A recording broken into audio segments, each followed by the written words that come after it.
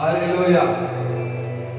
ஆண்டவரும் அருமையாகிய இயேசு கிறிஸ்துவின் இனிய நாமத்தில் உங்கள் அனைவருக்கும் அன்பின் நல்வாழ்த்துக்கள். Praise the Lord. இப்பொழுதும் இந்த ஏப்ரல் மாத கடைசி ஆராதனை இந்த வாரத்தில் நாம் யூடியூப் மூலமாக, இணையதளத்தின் மூலமாக நீங்கள் அனைவரும் இந்த ஆராதனையிலே சேர்ந்து பங்கு பெற்று நாம் கர்த்தரை மகிமைப்படுத்துவோம். இந்த நாளில் தேவ சமூகத்தில் ஜெபத்தோடு இந்த ஆராதனை தேவன் நமக்கு ஆசீர்வாதம் தரும்படியாக தலைவணங்கி நாம் ஜெபிப்போம். எங்களை அறிவெல்லாம் நேசிக்கிற பரலோக தந்தையே, ஆசீர்வதிக்கப்பட்ட நாளுக்காக நன்றி. ஆண்டவரே, துதிக்கிற ராஜா, இந்த நாளில் நடைபெற இருக்கிற ஆராதனையை கர்த்தர் ஆசீர்வதிக்கும்படியா நாங்கள் ஜெபிக்கிறோம்.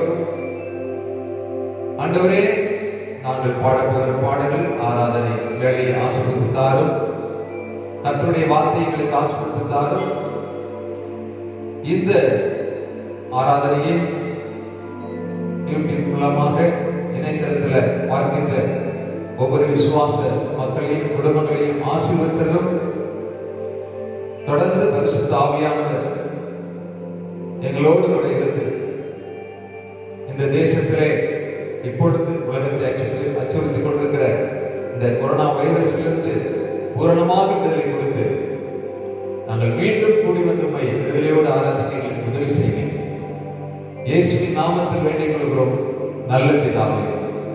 ஆமென். ஆமென். ஹல்லேலூயா, ஹல்லேலூயா, ஹல்லேலூயா. மகிமைப்படுத்துகிறோம் இயேசுவே. ஜீசஸ், ஹல்லேலூயா. இந்த வேளையிலும் நாம் தேவனை துதித்து நாம் ஆராதிக்க போகிறோம். நம்ம எல்லாரும் கரங்களை தட்டி, வாதை உந்தன் கூடாரத்தை அணுகாது, பொல்லாப்பு உனக்கு நேரிடாது என்ற பாடலை நம்ம எல்லாரும் கரங்களை தட்டி பாடுவோம். ஹல்லேலூயா, ஜீசஸ். ஆமென். வாதை உந்தன் கூடாரத்தை அணுகாது மகனே, பொல்லாப்பு நேரிடாது மகனே. வாதை உந்தன் கூடாரத்தை அணுகாது மகனே, பொல்லாப்பு நேரிடாது மகனே.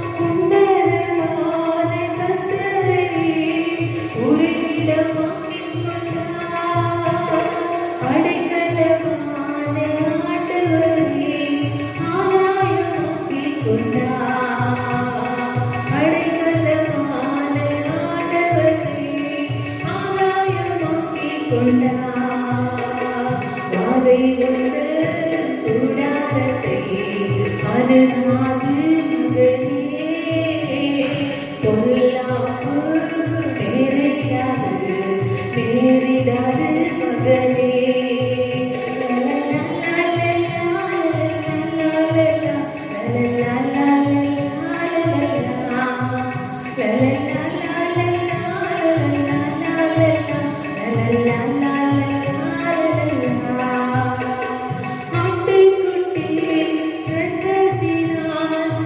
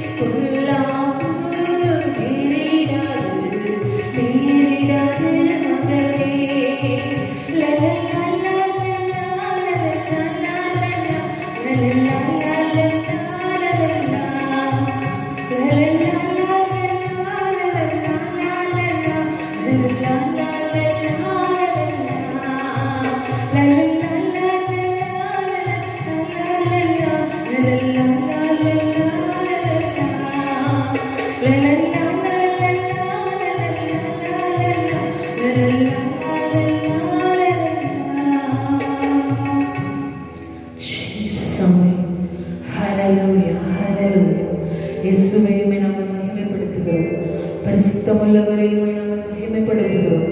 ஏகவாயிரே உம்மை நாங்கள் மகிமைப்படுத்துகிறோம். ஏகவா ஷம்மா உம்மை நாங்கள் மகிமைப்படுத்துகிறோம். டாடி ஜீசஸ் ஹalleluya. நீ சர்வ வல்லமையுள்ள தேவன். நீ சர்வ வல்லமையுள்ள தேவன் ஆண்டவரே. ஹalleluya. இயேசுப்பா உம்முடைய ஆண்டவரே அனுக்கிரகம் எங்களுக்கு வேண்டும். உம்முடைய கிருபை எங்களுக்கு வேண்டும் டாடி.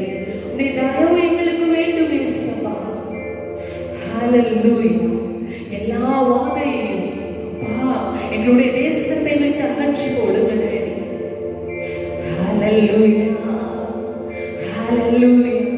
இயேசுப்பா நீர் எத்தனையோ அற்புதங்களை செய்த தேவன். எங்கள் மத்தியில இருக்கிறீங்க. நாங்கள் உம்மை விசுவாசிக்கிறோம் ஆண்டவரே. எங்களுடைய தேசத்திலே, எங்களுடைய ஆண்டவரே, எங்களுடைய தமிழ்நாட்டிலே, எங்களுடைய இந்திய தேசத்திலே காணப்படுகிற எல்லா வாதைகளையும் இயேசுவின் நாமத்தினால ஹalleluya எடுத்து ஓடுங்க டாடி. நீர் எங்களோடு கூட இருங்க டாடி. குறையில்லாமல் காக்கிற தேவன். நீங்க இல்லாமல் எங்களால் ஒன்றும் செய்ய முடியாது அப்பா. நீங்க இல்லாமல் எங்களால் ஒன்றும் செய்ய முடியாது டாடி. ஜீசஸ் ஹalleluya. உம்மை ஆராதிக்கிறோம். உம்மை ஆராதிக்கிறோம். ஹalleluya. ஹalleluya. இயேசுவே நாங்கள் உம்மை ஆராதிக்கிறோம். ஆராதனையில் பிரியப்படுகிற தேவன். எங்களுடைய ஆராதனையில் ஆண்டவரே அப்பா உம்முடைய சமூகத்திலே உம்முடைய பாதத்திலே நாங்கள் ஆண்டவரே சமர்ப்பிக்கிறோம். ஹalleluya. Jesus amen. Hallelujah. எபினேசரே ஆராதனை என் துணையாளரே ஆராதனை. எபினேசரே ஆராதனை துணையாளரே ஆராதனை. மறுபேடும் உமது அன்பை நான் மறுபேடும் உமது அன்பை மண்டியிட வேண்டும் பாதத்திலே மண்டியிட வேண்டும் பாதத்திலே. எபினேசரே ஆராதனை என் துணையாளரே ஆராதனை. எபினேசரே ஆராதனை துணையாளரே ஆராதனை. ஈயோனை கண்ணோக்கி பார்த்தீரையா பேசொல்லி என்னை அழைத்தீரையா. ஈயோனை கண்ணோக்கி பார்த்தீரையா பேசொல்லி என்னை அழைத்தீரையா. உம்மை விட்டு எங்கோ நான் சென்ற போது உம்மை விட்டு எங்கோ நான் சென்ற போது என் தேடி பின்னே வந்தீரையா. என்னை தேடி பின்னே வந்தீரையா. மறுபேடும் உமது அன்பை நான் மறுபேடும் உமது அன்பை மண்டியிட வேண்டும் பாதத்திலே மண்டியிட வேண்டும் பாதத்திலே. எபினேசரே ஆராதனை என் துணையாளரே ஆராதனை. எபினேசரே ஆராதனை என் துணையாளரே ஆராதனை.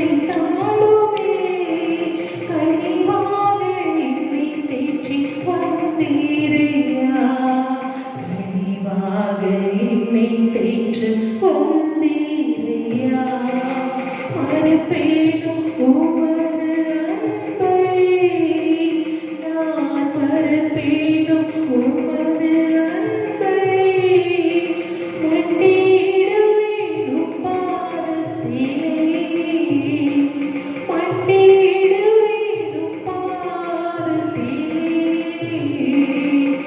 எபினேசரே ஆராதனை துணையாளரே ஆராதனை எபினேசரே ஆராதனை துணையாளரே ஆராதனை இருளினை சூழ்ந்திட்ட நேரத்திலே வலியொன்றும் அறியாமல் தவிக்கையிலே இருளினை சூழ்ந்திட்ட வேளையிலே வலியொன்றும் அறியாமல் தவிக்கையிலே மறந்தீரோ என்று நான் அழுதேனையா மறந்தீரோ என்று நான் அழுதேனையா மறப்பேனோ என்று சொல்லி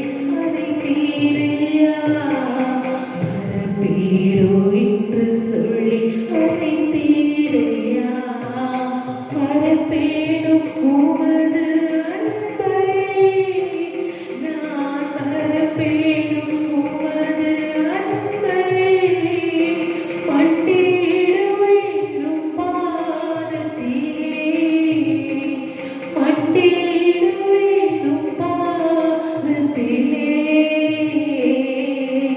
எபினேசரே ஆராதனை என் துணையாளரே ஆராதனை எபினேசரே ஆராதனை துணையாளரே ஆராதனை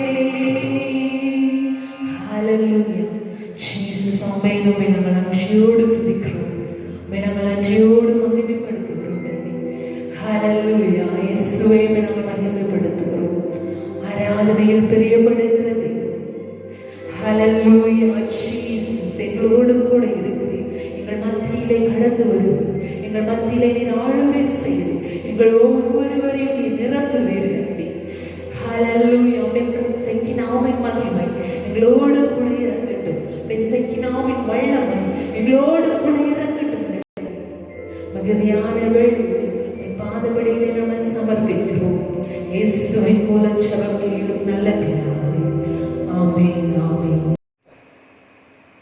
ஆண்டவரும் அருமையான இயேசுவின் நாமத்தில் மீண்டும் உங்களுக்கு அன்பின் வாழ்த்துக்களை கூறிக்கொள்கிறேன். இப்பொழுதும் ஒரு நிமிடம் தேவ சமூகத்தில் நாம் தலைவணங்கி தேசத்துல அச்சுறுத்திக் கொண்டிருக்கிற கொரோனா வைரஸுக்காக நாம் சபையார யாவரும் ஒருமனப்பட்டு ஜெபிப்போமா? ஒரு 3 காரியத்துக்காக நாம் இப்பொழுது ஜெபிக்க போகிறோம்.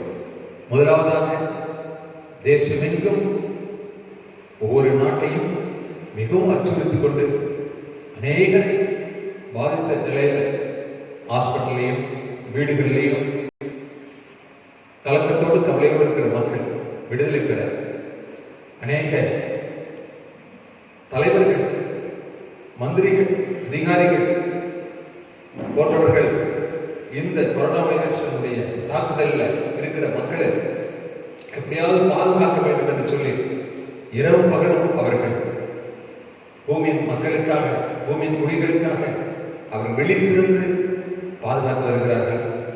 அவர்களுக்காக நாம் ஜெபிப்போம். எங்களை அளவெல்லாம் நேசிக்கிற பரலோக தந்தையே, இந்த ஆசீர்வதிக்கப்பட்ட நாளுக்காக நன்றி செலுத்துகிறோம். உலகமெங்கும் ஆண்டவரே இந்த கொரோனா வைரஸ்னால பாதிக்கப்பட்ட ஜனங்களுக்காக வருகிறோம்ப்பா. ஒவ்வொருவரையும் கர்த்தர் அற்புதமாக இந்த நோயிலிருந்து விடுவிக்கும்படியாக நாங்கள் ஜெபிக்கிறோம். நல்ல ஆரோக்கியத்தையும் சுகத்தையும் அவர்களுக்கு கொடுத்து பாதுகாக்க வேண்டும் என்று ஜெபிக்கிறோம். இந்த கொரோனா வைரஸ் ஆண்டவரே தாக்கம், ஆண்டவரே அமெரிக்க தேசம் மற்றும் ஆண்டவரே அங்குள்ள அரபு நாடுகள் மற்ற இந்திய தேசம் தமிழ்நாடு வரைக்குமாக பாதிக்கப்பட்ட ஒரு சூழ்நிலை ஆண்டவரே காணப்படுகிறார்கள். இந்த வைரஸ் நோயை முற்றிலுமாக எங்கள் தேசத்தை விட்டு நீக்கி கொடுங்க. அது மாத்திரமல்ல, ஜனங்களை பாதுகாக்கும்படியாக தலைவர்களும் பிரதம மந்திரியும் முதல் மந்திரிகளும் மற்றும் அமைச்சர்களும் மற்றும் அதிகாரிகளும் இதற்காக இரவுகள் உழைத்து வருகிறார்கள் ஐயா. விசேஷமாக சுகாதாரத்துறை மக்களுக்காக பாடுபட்டு வருகிறார்கள். காவல்துறையினர் மக்களுக்காக பாடுபட்டு வருகிறார்கள். மற்றும் அநேக அமைப்புகளைச் சேர்ந்ததான மக்கள் ஜனங்களுக்காக நன்மைகளை உதவி செய்து வருகிறார்கள். பல தலைவர்கள் தேசத்தினுடைய மக்களுடைய ஆண்டவரே வேதனை அறிந்து அவர்களுக்கு செய்கிற உதவிகளை நன்மைகளை அவர்கள் தாராளமாய் செய்து ஜனங்களை சந்தோஷப்படுத்தி மகிழ்ச்சிப்படுத்தி வழிநடத்த வேண்டுமா நாங்கள் ஜெபிக்கிறோம். அரசாங்கத்துக்காக ஜெபிக்கிறோம், அதிகாரிகளுக்காக ஜெபிக்கிறோம்.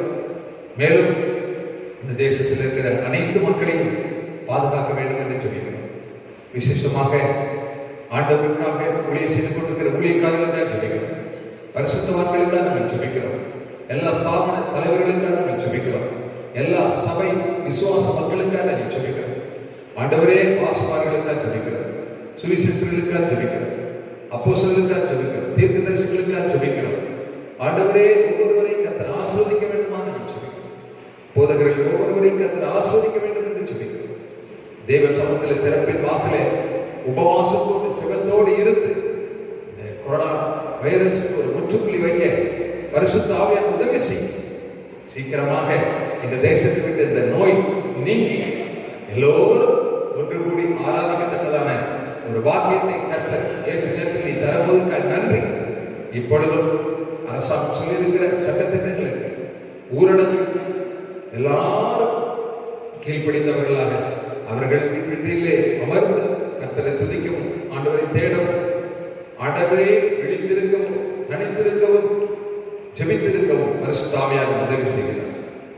இப்பொழுதும் கர்த்தருடைய வாதை இதோ நீங்க பரலோகத்தின் மன்னாவால் ஒவ்வொரு நிரப்பெறல வேண்டுமா நாங்கள் சொல்லிக்கிறோம்.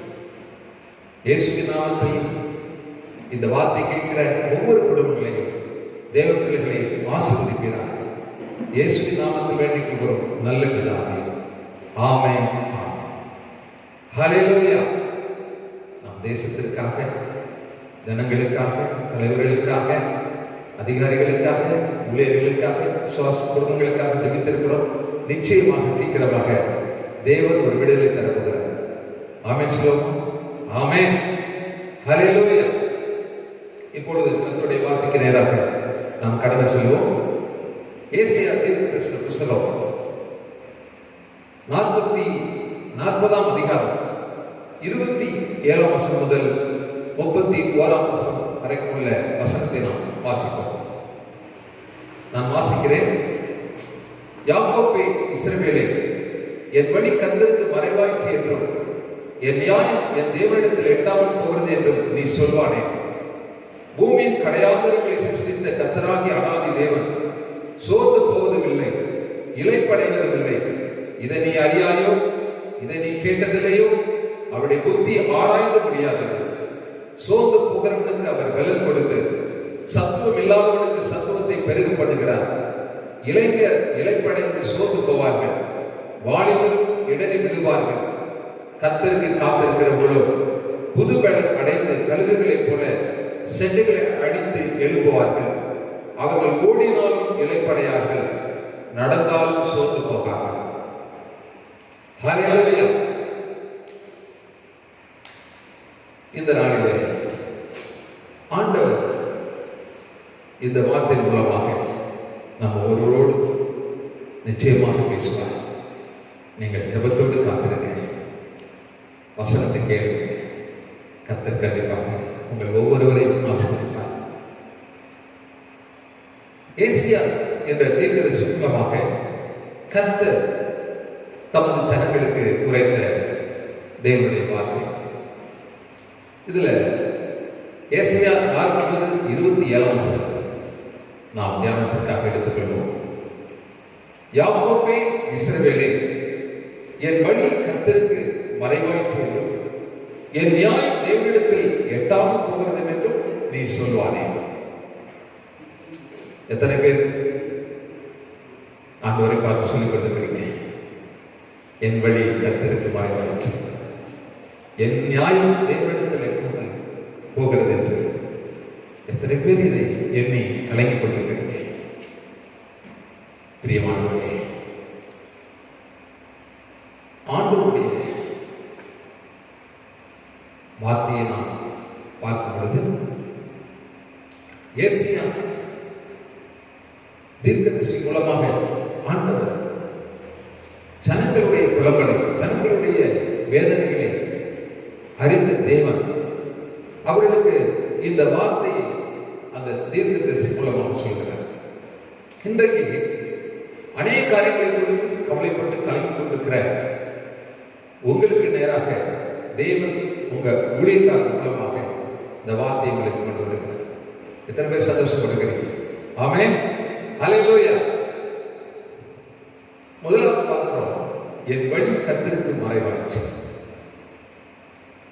பிரியமானவர்களே, உங்கள் வழி கர்த்தருக்கு மறைவாயிற்று என்று நீங்க ஒரு வேளை நினைத்துக் கொண்டிருக்கலாம். ஆனா உங்க வழி என்றென்றும் கர்த்தருக்கு மறைவாயிருக்கிறது. உங்க வழியை ஆண்டவர் ஒவ்வொரு நாள் சீர்தூக்கி பார்த்து கொண்டிருக்கிறார். நீங்க எந்த வழியில் நடக்கிறீங்க, எந்த பாதையில் நடக்கிறீங்க, எந்த சூழ்நிலையில் இருக்கிறீங்க, எந்த நெருக்கத்தில் இருக்கீங்க, எந்த துன்பத்தில் இருக்கிறீங்க, எந்த சோதனையில் இருக்கிறீங்க, எந்த வேதனையில் இருக்கிறீங்க, இதெல்லாம் உங்கள் வழியை அவர் பார்த்து கொண்டிருக்கிறார், கண்ணோக்கி கொண்டிருக்கிறார். ஏனென்றால் ஆண்டவர் அன்றைக்கு இஸ்ரவேல் புத்திரர்கள் எகிப்தில மிகவும் வேதனைப்பட்டு கலங்கிக் கொண்டிருந்தார்கள். யாத்திராகமம் புத்தகம் 3ஆம் அதிகாரம் 7ஆம் வசனத்தை பார்க்கிறீர்கள் என்றால், எகிப்தில் இருக்கிற என் ஜனத்தின் உபத்திரவத்தை நான் பார்க்கவே பார்த்து ஆலோட்டிகள் நிமித்தம் அவர்கள் இடுகிற கூக்குரலை கேட்டேன், அவர்கள் படுகிற வேதனையும் அறிந்திருக்கிறேன். எகிப்தில் இருக்கிற என் ஜனங்களின் உபத்திரவத்தை நான் பார்க்கவே பார்க்க சொன்னேன்.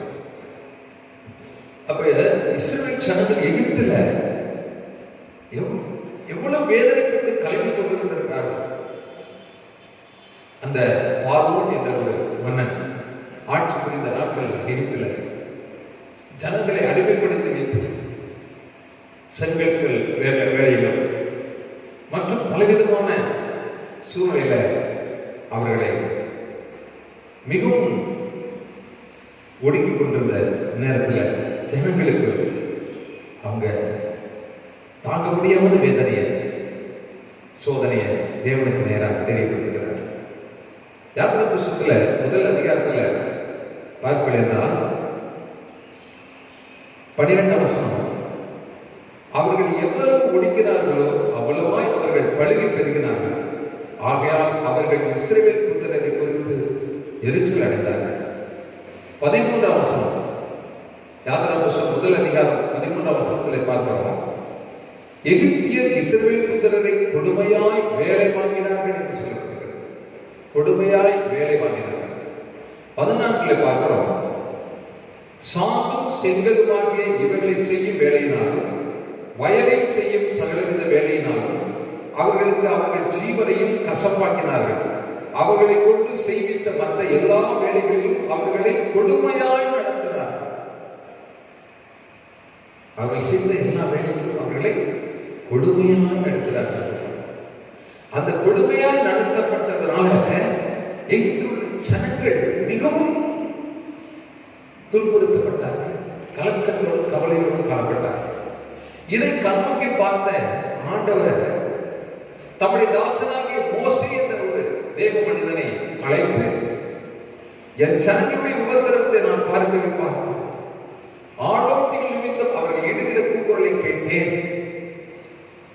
என்று மோசே சொல்லி, நீ போ, பார்வோனுடைய கையிலே இருக்கக்கூடிய அந்த ஜனங்களை விடுவித்து பாலும் தேவன் கொடுக்கிற அந்த கானான் தேசத்துக்கு அவர்களை வழிநடத்தி கொண்டு வாய்ப்பு சொல்லி அழைத்தார். எனக்கு அன்பானவர்களே, ஆண்டவர் பாருங்க, எகிப்தில் இருக்கிற தமது ஜனங்களுடைய வழியை அவர் சீர்தூக்கி பார்த்தார். அவருடைய வழி கர்த்தருக்கு மறைவாய் இருக்கவில்லை. இன்னைக்கு ஒருவேளை என்னுடைய வழி மறைவாய் இருக்கிறது என்று சொல்லி நீங்க நினைத்துக் கொண்டிருக்கலாம். எங்களுடைய சூழ்நிலைகள் எல்லாம் எதிர்மறையா இருக்கிறது. எனக்கு நல்ல ஒரு வேலை இல்லை, நல்ல ஒரு இன்றைக்கு தொழில் செய்ய முடியல, வியாபாரம் செய்ய முடியல, கல்லூரிக்கு செல்ல முடியல, பள்ளிக்கு செல்ல முடியல, இன்னைக்கு ஆராதனைக்கு செல்ல முடியல. ஏன் ஆண்டவர் இப்படிப்பட்ட சூழ்நிலையை உருவாக்கி இருக்கிறார் சொல்லி நீங்க நினைக்கலாம். நமக்கு இந்த கொரோனா வைரஸ் இன்னைக்கு அநேக வழிகள் வாசல்களை அடைத்திருந்தாலும் நாம வீட்டுக்குள்ள இருந்து வேதனைப்பட்டு கலங்கி கொண்டிருக்கிற இந்த சூழலில் கர்த்தருடைய வழியை சீர்தூக்கி பார்த்துக் கொண்டிருக்கிறார். நாம் படுகிற உபத்திரவத்தை பார்த்துக் கொண்டிருக்கிறார். நாம் வடிக்கிற கண்ணீரை பார்த்துக் கொண்டிருக்கிறார். சீக்கிரமாக எல்லாவற்றுக்கும் நிச்சயமாக முடிவு உண்டு. உங்க நம்பிக்கை வீண் போவதில்லை. ஆமென் சொல்லுவோம். ஆமென். ஹல்லேலூயா. வேதத்துல நாம் பார்க்கும்போது சங்கீத புத்தகத்துல முதல் சங்கீதத்துல பார்க்கும்போது துன்மார்க்கருடைய ஆலோசனைப்படி நடவாமலும் பாவிகளுடைய வழியில நில்லாமலும் பரியாசக்காரத்தில் உட்காராமலும் இரவு பகல் கர்த்தருடைய வேதத்தில் பிரியமாயிருந்து தியானிக்கிற மனுஷன் பாக்கியவான். அவன் நீர்க்கால்களில் ஓரமாய் நடப்பட்டு தன் காலத்தில் தன் கனியை தந்து இலையுதிராய் இருக்கிற மரத்தை போல் இருப்பான். அவன் செய்வதெல்லாம் பாருங்க. ஆண்டவர் சொன்னாங்க, கர்த்தர் இந்த வேத புத்தகத்துல பாத்தீங்கன்னா 2 வழிகளை கர்த்தர் சொல்றார். சங்கீதத்துல முதல் சங்கீதத்துல 6ஆம் வசனத்தை பார்த்தீங்கன்னா அதுல சொல்லப்பட்டிருக்கிறது,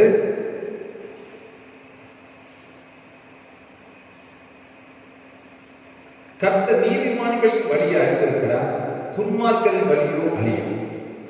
2 வழிகளை குறித்து சொல்லியிருக்கிறார். நீதிமான்களின் வழி, மற்றொன்று துன்மார்க்கரின் வழி. அப்ப நீதிமான்களின் வழியை கர்த்தர் சீர்தூக்கி பார்க்கிறார், துன்மார்க்கருடைய வழியை பார்க்கிறார். ஆனா இந்த 2 வழிகள்ல நாம் எந்த வழியை தெரிந்து கொள்ளக்கூடியவர்களாக இருக்க வேண்டும்? சங்கீதத்துல 18ஆம் சங்கீதம் 30ஆம் வசனத்துல பார்க்கிறோம், தேவனுடைய வழி உத்தமமானது. தேவனுடைய வழி உத்தமமானது. 32ஆம் வசனத்துல என் வழியை செவ்வை பண்ணுகிறவர் என்று தாவீது சொல்றார். தாவீது சொல்லும் பொழுது தேவனுடைய வழி உத்தமமானது என்றும் என்னுடைய வழி செம்மையானது என்று சொல்கிறார். தேவனுடைய வழி உத்தமமானது, என் வழியை அவர் செவ்வை பண்ணுகிறார். ஹல்லேலூயா. நிச்சயமாக தாவீது சொல்றது போல என் வழியை கர்த்தர் செவ்வை பண்ணுவார், என் வழியை அவர் செவ்வை பண்ணுவார் என்று சொல்லி நீங்க விசுவாசிக்க நம்ப வேண்டும். நீங்கள் கர்த்தரிடத்தில் தாவீது கேட்டது போல கேட்டிருக்கிறீர்களா? நான் நடக்க வேண்டிய வழியை காட்டும் என்று தேவ சமூகத்தில் நீங்க கேட்டிருக்கிறீங்களா? ஆண்டவரே, நான் நடக்க வேண்டிய துன்மார்க்கருடைய வழியில் நடக்க வேண்டும், தீயோருடைய வழியில் செல்லாம, பரியாசக்காரத்தில் உட்காராம, இரவு பகலுடைய வேதத்தை நான் தியானிக்கிற மனுஷியா இருக்குன்னு சொல்லி ஆண்டவர் கேட்டிருக்கீங்களா? நீங்க இது வரைக்கும் அது போல கேட்காதனாலதான் இப்போ இந்த கொரோனா வைரஸ் என்ன பண்ணிருக்கு, நீங்க போன போக்குல உங்களை போக விடாம நீங்க ஒவ்வொருவரும் போன பாதையில வழியில செல்லாம இப்போ வீட்டிலேயே அமர்ந்திருக்கு.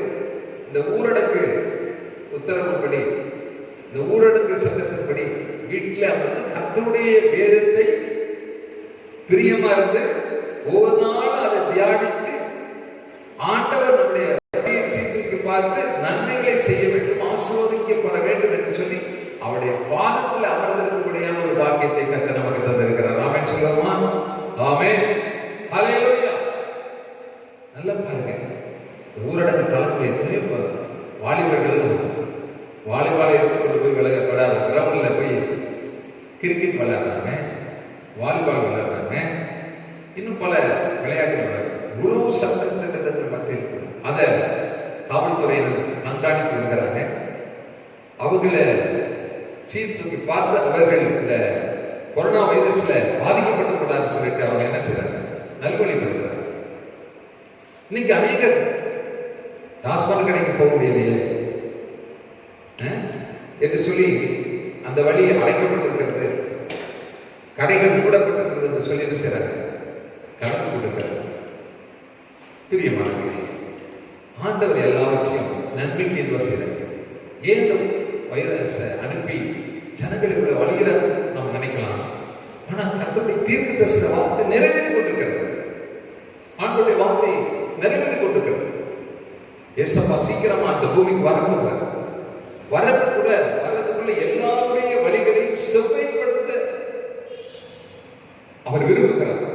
யாரெல்லாம் தங்களை ஆண்டவருக்கு அர்ப்பணிக்கிறார்களோ, ஒப்பு கொடுக்கிறார்களோ, அவருடைய பாதையை கர்த்தர் நிச்சயமாக செவ்வாய்ப்படுத்துவார். அதுல எந்த விதமான மாற்றமும் இல்லை. எனக்கு அன்பானவர்களே, கிறிஸ்துவுக்குள் பிரியமானவர்களே, சங்கீதம் 32:8 நாம் பார்க்கிறோம்.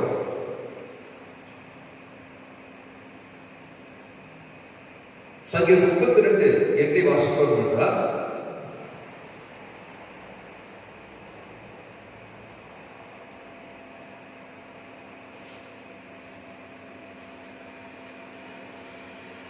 நான் உனக்கு போதித்து நீ நடக்க வேண்டிய வழியை உனக்கு காட்டுவேன், உன்மேல் என் கண்ணை வைத்து உனக்கு ஆலோசனை சொல்லுவேன் சொன்னார். நான் உனக்கு போதித்து நீ நடக்க வேண்டிய வழியை காட்டுவேன்.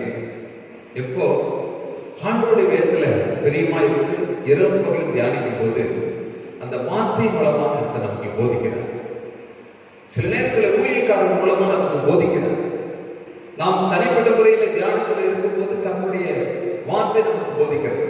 அநேக தீர்க்கதரிசிகள் மூலமா, அநேக தேவ ஊழியக்காரர் மூலமா கர்த்தர் நம்மோடு பேசுகிறார்.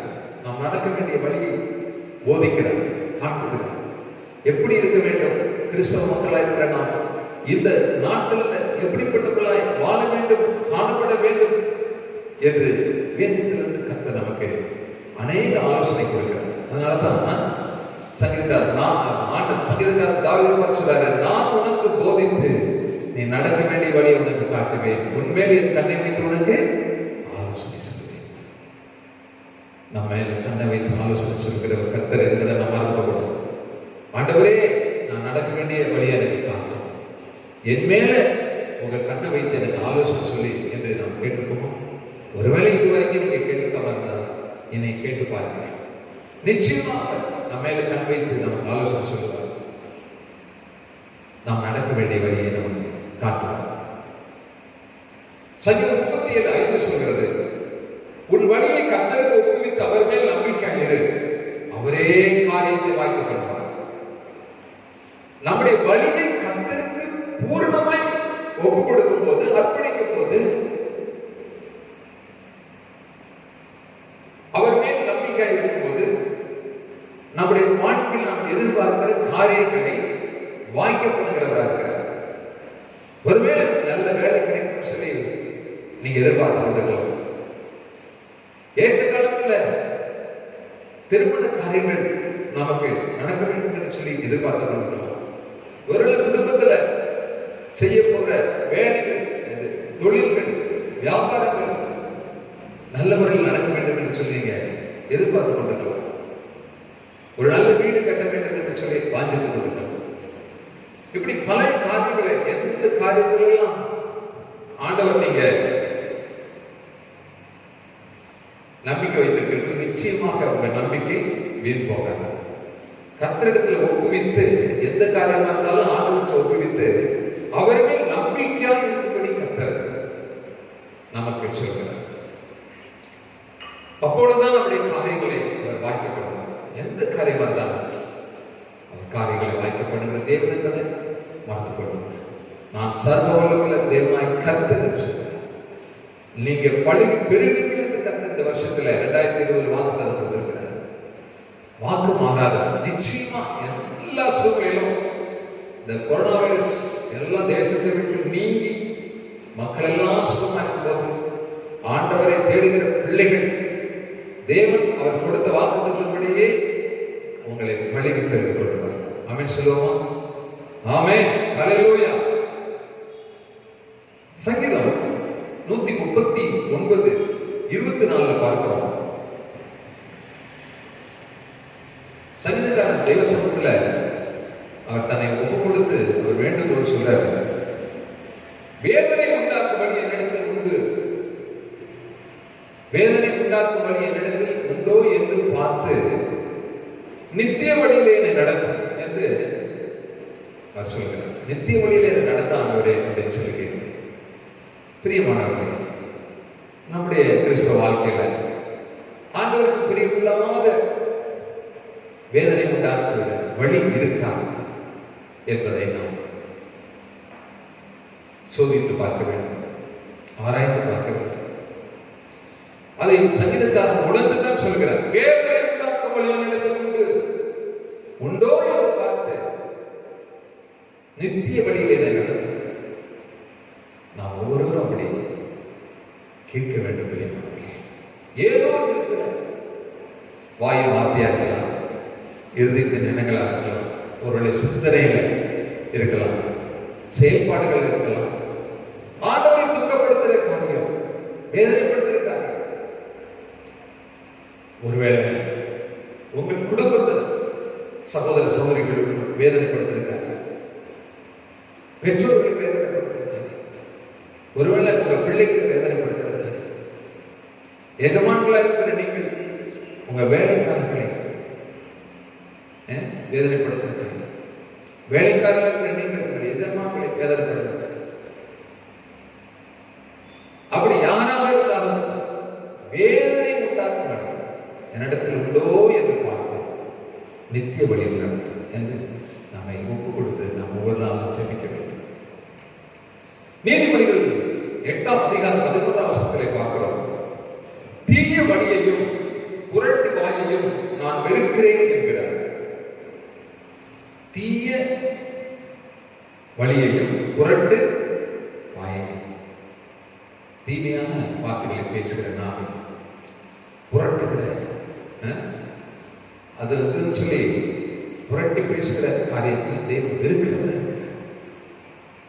நீதிமொழிகள் 14:12 பார்க்கிறோம் என்றால், மனுஷனுக்கு செம்மையாய் தோன்றுகிற வழி உண்டு, அதன் முடிவோ மரண வழிகள்.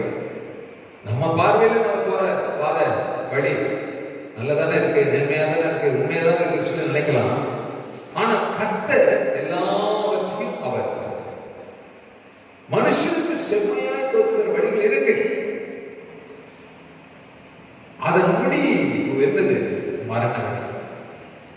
தேவனுக்கு பிரியமில்லாத பாதையில் போகும்போது, வழியில செல்லும் போது பாவத்தின் சம்பளம் மரணம் என்று சொல்லப்பட்டிருக்கிறது.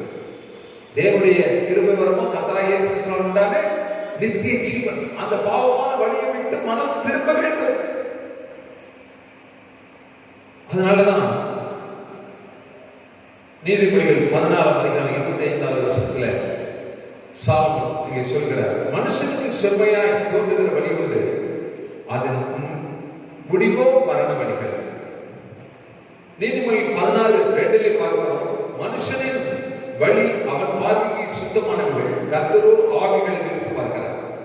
நம்ம போற பாதை சரியா இருக்கு நாம நினைக்கிறோம், ஆனா கர்த்தர் நம்முடைய ஆவிகளை நிறுத்தி பார்க்கிறார். நம்முடைய ஆவிகளை அவர் நிறுத்தி பார்க்கிறார்.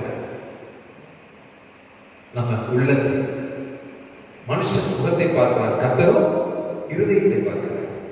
அந்த இருதயத்தை ஆவியை நிறுத்தி பார்க்கிறார். செம்மையானதாக இருக்கும் பொழுது, உண்மையா இருக்கும் பொழுது, உத்தமமா இருக்கும் பொழுது அதற்கேற்ற ஆசீர்வாதத்தை நாம் பெற்றுக் கொள்ளக்கூடியவர்களாக இருக்கிறோம்.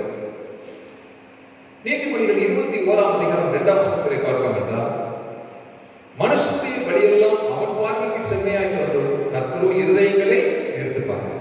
ஆவிகளை நிறுத்தி பார்க்கிறது மாத்திரம், இருதயங்களையும் அவர் நிறுத்தி பார்க்கிறார்.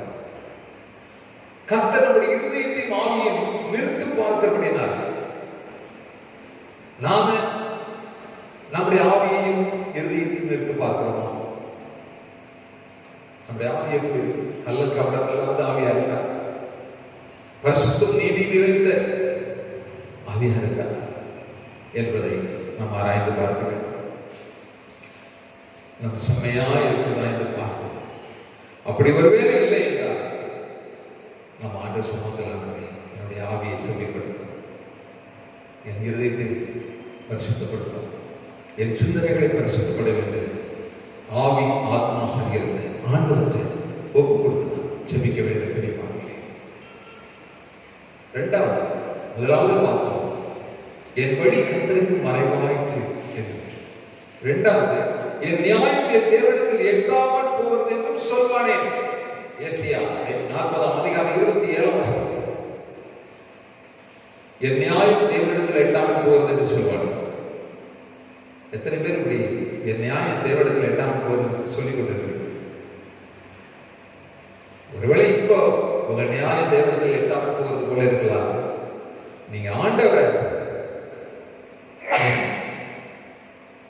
உண்மையாய் தேடும் பொழுது, உத்தமாய் பின்பற்றும் பொழுது, நிச்சயமா நியாயம் தேவனிடத்தில் உங்களுக்கு கிடைக்கும். சந்தோஷப்படுங்க, மகிழ்ச்சியா இருக்க. ஏசாயா இந்த வார்த்தை சொல்ற, இஸ்ரவேல் ஜனங்கள் சொல்றார், என் வழி கர்த்தருக்கு மறைவாயிற்று, நியாயம் தேவனிடத்தில் எட்டாமல் போறது சொல்லி குழப்பிக் கொண்டிருந்தார். அதுபோல ஒருவேளை நீங்கள் குழப்பிக் கொண்டிருக்கிறீங்களா? பூமியின் கடையாந்தரங்களை சிருஷ்டித்த அனாதி தேவன் சோர்ந்து போவதுமில்லை, நிலைப்படைவதுமில்லை. நீ இதை அறியாயோ? இதை நீ கேட்டதில்லையோ என்று சொல்ற. அவருடைய புத்தி ஆராய்ந்து முடியாது. தேவனுடைய ஆலோசனை, அவருடைய எண்ணங்கள், சிந்தனைகள் ஆராய்ந்து முடியாதவர்கள் என்று சொல்லப்படுது. ஆதலால் பிரியமானவர்களே, எரேமியா தீர்க்கதரிசி புத்தகம் 23:5 பார்க்கிறோம். அவர் பூமியிலே நியாயத்தையும் நீதியையும் நடப்பிப்பார். இந்த பூமியில தேவன் நீதியையும் நியாயத்தையும் நடப்பித்துக் கொண்டிருக்கிறார். எத்தனை பேர் அதை நம்புறீங்க? நீதி உள்ள தேவன் நீதி நியாயத்தையும் இந்த பூமியில நடத்தி கொண்டிருக்கிறார். எரேமியா தீர்க்கதரிசி புத்தகம் 33:15 நாம் பார்ப்போம் என்றால், அவர் பூமியிலே நியாயத்தை நீதியாய் நடப்பிப்பார் என்று சொல்லப்படுகிறது. 2 தெசலோனிக்கர் புத்தகம் 1:5 பார்க்கிறோம், தேவன் நியாயமான தீர்ப்பு செய்கிறவர். எந்த காரியமாக நியாயமாக மனிதன் நியாயமா தீர்ப்பு செய்வது. கோர்ட்ல போய் வழக்குகள் போகும்போது அங்கே உள்ள நீதிபதிகள், ஜட்ஜி சில காரியத்துல நீதியா ஜட்ஜ் பண்றாங்க, சில இடத்துல மாறி.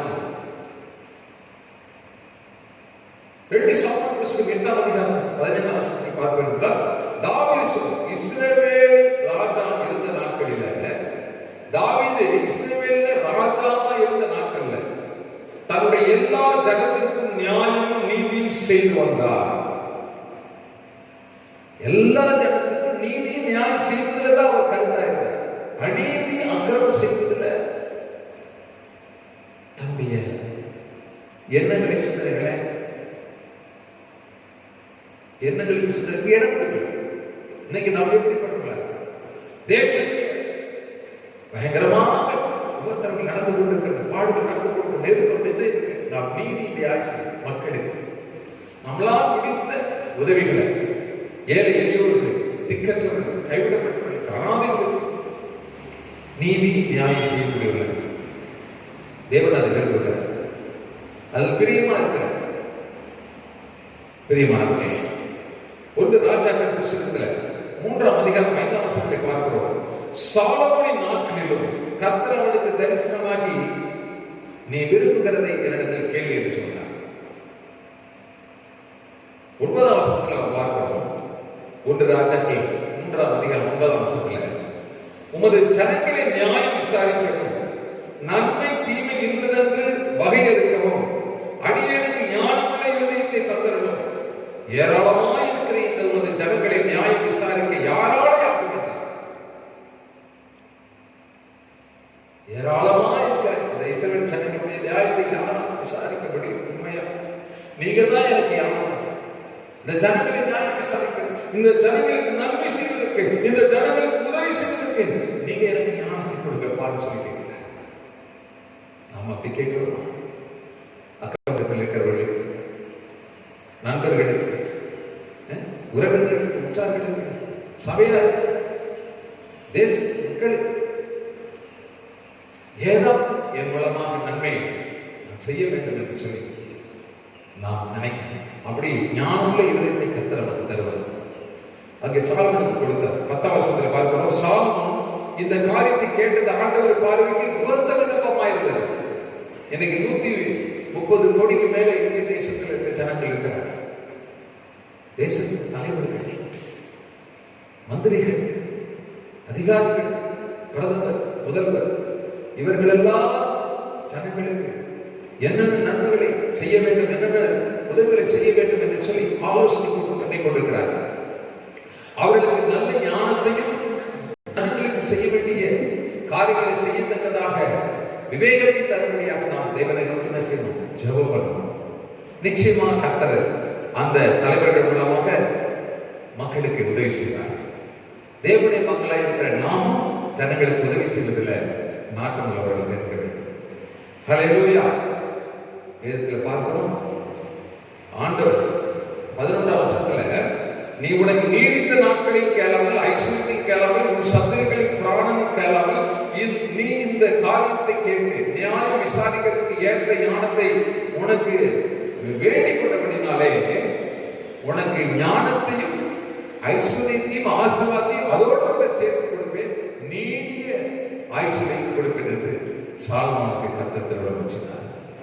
எனக்கு அன்பானவர்களே, நாம் ஆண்டவருக்கு உண்மையா இருக்கும்போது, உத்தமமா இருக்கும்போது, கர்த்தரை தேடும் பொழுது நிச்சயமாக சர்வ ஞானத்தை கொடுத்து நம்மை ஆசீர்வதிக்கிறவராக இருக்கிறார். 12ஆம் வசனத்திலே பார்க்கிறோம், உன் வார்த்தையின்படி செய்தேன், ஞானமும் உணர்வுள்ள இருதயத்தை உனக்கு தந்தேன். இதில் உனக்கு சரியாக உனக்கு முன் இருந்ததும் இல்லை, உனக்கு சரியாக உனக்கு பின் எழுப்படுவதில்லை என்று கர்த்தர் சொல்கிறார். ஞானமா நடக்க வேண்டும் என்று கர்த்தர் விரும்புகிறார். 13ஆம் வசனத்துல, இதுவரை நீ கேளாத ஐஸ்வர்யத்தையும் மகிமையும் உனக்கு தந்தேன், உன் நாட்களில் இருக்கிற ராஜாக்களில் ஒருவனும் உனக்கு சரியாக இருப்பதில்லை. இன்னைக்கு ஆண்டவருடைய பிள்ளைகளை பார்த்து சொல்லணும், தெய்வ ஊழியக்காரர்களை பார்த்து சொல்லணும், தெய்வ ஜனங்களை பார்த்து உலக சொல்லணும். ஏற்ற நேரத்தில் உதவி செய்தார்கள், ஏற்ற நேரத்தில் நன்மை செய்தார்கள். அவர்களுடைய ஜெபம் எனக்கு ஆசீர்வாதமா இருந்தது, அவருடைய உதவிகள் எனக்கு ஆசீர்வாதமா இருந்தது சொல்லணும். ஆண்டவரை பெரியப்படுத்துகிற காரியங்களை சொல்லணும். அந்த ஞானத்தை நாம் கற்றெடுக்கிறது கேட்டு பெற்றுள்ளோம். 14ஆம் வசனத்துல, உன் தகப்பனாகிய தாவீது நடந்தது போல நீயும் என் கட்டளைகளையும் என் நியாயங்களையும் கைக்கொண்டு என் வழிகளில் நடப்பாயாகில் உன் நாட்களையும் நீடித்திருக்க பண்ணுவேன் என்றார். உன் தகப்பன் தாவீது நடந்தது போல நீ நடப்பாய் என்றார். சாலமோனை பார்த்து கர்த்தர் சொல்றார், உன் நாட்களை, உன் வழிகளை நீடித்திருக்க பண்ணுவேன் என்று சொல்றார். அப்ப சாலமோனுடைய ஞானம் தேவனிடத்தில் இருந்தது, பதில் வந்தது. இன்னைக்கு ஒருவேளை நம்முடைய நியாயம் எட்டவில்லை என்று சொல்லி நீங்க கவலைப்பட, நிச்சயமாக உங்களுடைய நியாயம் எதுவாக இருந்தாலும் ஆண்டவரிடத்தில் சொல்லுங்க. நீதியாய் நியாயத்திற்கு மனிதர் ஒருவேளை உங்கள் நியாயத்தை விசாரிக்க போகலாம். நீங்க எப்படி இருக்கீங்க, இந்த கொரோனா வயசுல பார்த்தீங்க, உங்களை யார் விசாரிக்க போகலாம், உங்கள் குடும்பத்தை வந்து பார்த்தா போகலாம், ஒரு நன்மை செய்ய போகலாம். ஆனா கர்த்தரிடத்தில் நீங்கள் விசுவாசமாய் தேவ சமூகத்தில் செபிக்கும் போது உங்கள் தேவைகளை கர்த்தர் சந்திப்பார். உங்கள் குறைவுகளை என் தேவன் நம்முடைய ஐஸ்வர்யத்தின்படி கிறிஸ்து மகிமையிலே நிறைவாக்குவார் என்பதை மறந்து போக வேண்டும். சிங்க குட்டிகள் தாட்சி எடுத்து பட்டினியா இருக்கும், கர்த்தரை தேடுவதற்கோ ஒரு நன்மை குறைபடாது. உங்க வழியை கர்த்தருக்கு ஒப்புக் கொடுங்க, உங்க நியாயத்தை தேவனிடத்தில் சொல்லுங்க. இஸ்ரவேல் ஜனங்கள் அந்த வழியை, அந்த நியாயத்தை பார்த்து தேவன் அவர்களுக்கு நன்மை செய்தார். அவர்களை எகிப்திலிருந்து விடுவித்து பாலும் தேர்வு கொடுக்கிற கானான் தேசத்துக்கு வழி கொடுக்கிறார். இன்றைக்கு நாமும் இன்னைக்கு இருக்க நெருக்கத்தில் இருக்கிறோம், உபத்திரத்தில் இருக்கிறோம், பாடுகள் இருக்கிறோம். எதை கண்டு நீங்க பயப்பட வேண்டும். ஆண்டவர் அற்புதமா செய்யணும். லூக்கா எழுதின சுவிசேஷ புத்தகத்துல 18ஆம் அதிகாரத்துல 2 to 8 வரைக்கும் வசனத்தை வாசிப்பீர்கள் என்றால் அது ஒரு காரியத்தை நாம் பார்க்கிறோம். ஒரு பட்டணத்தில் ஒரு நியாயாதிபதி இருக்கிறாரு. அதே பட்டணத்தில் ஒரு ஏழையான விதவையான ஒரு அம்மா இருக்கிறாங்க. அவங்க அந்த அம்மாவுக்கும் எதிராளிக்கு இருக்கிற பிரச்சனையை, நீண்ட நாட்களா இருக்கிற பிரச்சனை யாராலையும் தெரிந்து கொள்ள முடியல. அந்த நியாயாதிபதியில் போய் அவர் போய் தொடர்ந்து தன்னுடைய பிரச்சனை சொல்றாரு. ஆனா கடினமா இருக்கிறாரு. வெகு நாள் வரைக்கும் அவனுக்கு மனதில் வந்தது, இவன் அடிக்கடி வந்து என்னை ஆட்டாதபடிக்கு இவளுக்கு நியாயம் செய்ய வேண்டும் என்று தனக்குள்ளே சொல்லிக் கொண்டார் என்று பார்க்கிறோம். என் நியாயம் தேவனத்தில் எட்டாமல் போகிறது என்று சொல்லி நீங்க சொல்லிக்கொண்டு தேவனை நீங்க முறுமுறுத்துக் கொண்டிருக்க வேண்டாம். நீங்க ஆண்டவர்கிட்ட தொடர்ந்து எப்படி இந்த அம்மா அடிக்கடி போய் அந்த நியாயத்தை அலட்டினாரோ அதுபோல நீங்கள் தேவனை அலட்டும் பொழுது, தேவனை நோக்கி மன்றாடும் பொழுது நிச்சயமா உங்க விண்ணப்பத்துக்கு, உங்கள் ஜெபத்துக்கு பதில் வரும். இங்கே லூக்கா 18 அதிகாரம் 6 வசனத்தில் பாருங்க, கர்த்தர் அநீதியுள்ள அந்த நியாயாதிபதி சொன்னதை சிந்தித்து பாருங்க. அநீதியுள்ள அந்த நியாயாதிபதி சொன்னதை சிந்தித்து பாருங்கள். அப்படி என்றால் ஆண்டவர் சொல்றாரு, இரவு பகலும் அந்தபடியே 7 வசனத்தை பாருங்க, லூக்கா 18:7.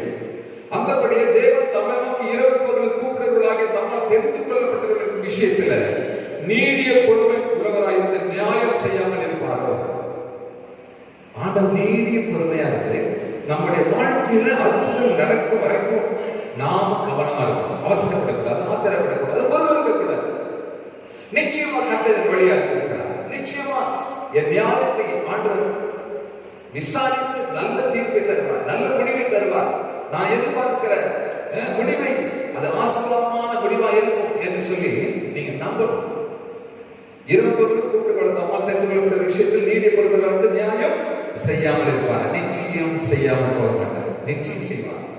8 வசனத்தில் பார்ப்போம், சீக்கிரத்திலே அவர்களுக்கு நியாயம் செய்வார் என்று உங்களுக்கு சொல்லுகிறேன். சீக்கிரத்துல, இந்த சீக்கிரத்துல கொரோனா வைரஸ் சீக்கிரத்தை தேசத்திற்கு நீங்குமா, உலகத்திற்கு நீங்குமா, நமக்கு எப்பொழுது சஞ்சமான ஒரு நிலை சூழ்நிலை வரும் என்று சொல்லி நீங்கள் எதிர்பார்த்துக் கொண்டிருக்கலாம், கலைத்துக் கொண்டிருக்கலாம், கவலைப்பட்டுக் கொண்டிருக்கலாம். நிச்சயமாக ஒரு முடிவு உண்டு. நாம் ஆண்டவர்கள் நம்பிக்கை வைத்திருக்கிறோம். சீக்கிரமா அந்த கொரோனா வைரஸுக்கு ஒரு முற்றுப்புள்ளி கர்த்தர் வைக்கப்படுது. எப்பொழுது நம்முடைய வழியை சீர்தூக்கி பார்த்து அவருக்கு பிரியமான வழி நடக்கும் போது, அவருக்கு பாதை, அவருக்கு உண்மையான பாதையில் நாம் செல்லும் போது, கர்த்தருக்கு பிரியமா நம்முடைய வாழ்க்கையை ஒப்பு கொடுக்கும் போது நிச்சயமாக எல்லாவற்றுக்கும் இந்த கொரோனா நோயிலிருந்து தப்புவித்து, ஜனங்களை தப்புவித்து, உங்களை தப்புவித்து பாதுகாத்து ஆண்டவர் ஆசீர்வதிப்பார். நம் விடுதலையோடு வேலைக்கு செல்ல வைப்பார், விடுதலையோடு காரியங்களை செய்ய வைப்பார், விடுதலையோடு ஆராதனைக்கு வர வைப்பார். நம்புறீங்களா? விசுவாசிக்கிறீங்களா? நிச்சயமாக நடக்கும். நாம் தெய்வ சமூகத்துல நாம் எல்லாரும் ஒருமனப்பட்டு இப்பொழுது நாம் யாவரும் ஜெபிப்போம். கண்களை எங்களை அனைவரும் நேசிக்கிற பரலோக தந்தையே, ஆஸ்வதிக்கப்பட்ட நாளுக்கு நன்றி செலுத்துகிறோம். நேற்று மீண்டும் என்று மாறாத தேவன், இந்த நாள் ஆராதனை எங்களுக்கு நீ ஆசிரமா நடத்தி கொடுத்ததுக்காக நன்றி தரப்படி. நீங்க பேசுற வார்த்தைக்காக ஸ்தோத்திரம். இதோ இஸ்ரவேலை உன் வழி கர்த்தருக்கு மறைவாயிற்று, என் நியாயம் தேவனிடத்தில் எட்டாமல் போகிறது நீ சொல்வானே என்ற இந்த வசனத்தை இந்த நாளில் நாங்கள் தியானிக்க வைத்திருக்கிறது. ஆண்டவரே, எங்களுடைய வழி உமக்கு மறைவாயிருக்கிறோம். எங்கள் நியாயம் உம்மிடத்தில் எட்டாமல் போவதில்லைப்பா. நிச்சயமாக எங்க வழியை நீங்க சீர்தூக்கி பார்த்து ஆண்டவரே, உமக்கு பிரியமான பாதையிலே நாங்கள் நடக்கும்போது ஒருவனுடைய வழி கர்த்தருக்கு பிரியமாயிருந்தால் அவனுடைய சத்துருக்களும் அவனோடு கூட சமாதானப்படி செய்து சொன்னீங்களப்பா. அப்படிங்க செய்து ஆசீர்வதித்து வழிநடத்த போவதற்கு நன்றி. உன் வழியை கர்த்தருக்கு ஒப்புவித்து அவர் மேல் நம்பிக்கையாயிரு, அவரே காரியத்தை வாய்க்க பண்ணுவார் என்று சொன்ன வார்த்தைப்படி ஒவ்வொருடைய வாழ்க்கையில இருக்கிற ஒவ்வொரு காரியங்களையும் நீங்க வாய்க்க பண்ணி அவருடைய ஆசீர்வாதம் தொடர்ந்து எங்களுக்காக நியாயம் விசாரிக்கிற தேவன், நியாயத்தை சீக்கிரமாக சீர்குலைக்கிறவர் ஆண்டவரே ஸ்தோத்திரம். சீக்கிரமாக மடத்தில் இரவு பகலும் நோக்கி கூப்பிடுகிற பிள்ளைகளுடைய விஷயத்துல நீடி பொறுமையாளராக நியாயம் செய்யாமல் இருப்பேரும். கர்த்தாவே, அந்த ஏழை விதவை அம்மாவுடைய கூக்குரலை கேட்டு, ஜெபத்தை கேட்டு, மன்றாட்டை கேட்டு அந்த நியாயத்தின் உள்ளத்தை கர்த்தர் மாற்றி நியாயம் செய்ய வைத்த தேவன், இரவு பகலும் நோக்கி கூப்பிடுகிற உடைய பிள்ளைகளுடைய விஷயத்தில் நீங்க நீடிய பொறுமையாளராக நியாயம் செய்யாமல் இருக்குன்னு சொல்லி நிச்சயமா செய்ய போகிறேன். அதுக்கு நன்றி. சீக்கிரமா எங்களுடைய கூப்பிடுதலுக்கு ஜபத்திற்கும் கொரோனா வைரஸை நீக்கி தேசத்துல ஒரு நல்ல விடுதலை கொடுக்கப்படுவதற்காக நன்றி. நோயினால் பாதிக்கப்பட்ட ஒவ்வொரு சொல்லும் கொடுக்கப்படுவதற்காக நன்றி. தொடர்ந்து எங்களை ஆசீர்வதிங்க. இந்த செய்தியை கேட்டுக் கொண்டிருக்கிற ஒவ்வொருவரையும் கர்த்தர் ஆசீர்வதிக்கிறார். துதி கன மகிமை எல்லாம் துமக்க நாங்கள் செலுத்துகிறோம். ரட்சகரே இயேசுவின் நாமத்தில் ஜெபிக்கிறோம் நல்ல பிதாவே. ஆமென். ஹல்லேலூயா. பிரியமானவனே உன்னாத்தும் வாழ்வது போல் நீ எல்லாவற்றையும் வாழ்வே சுகமாயிரு மகனே. பிரியமானவனே உன்னாத்தும் வாழ்வது போல் நீ எல்லாவற்றையும் வாழ்வே சுகமாயிரு மகனே.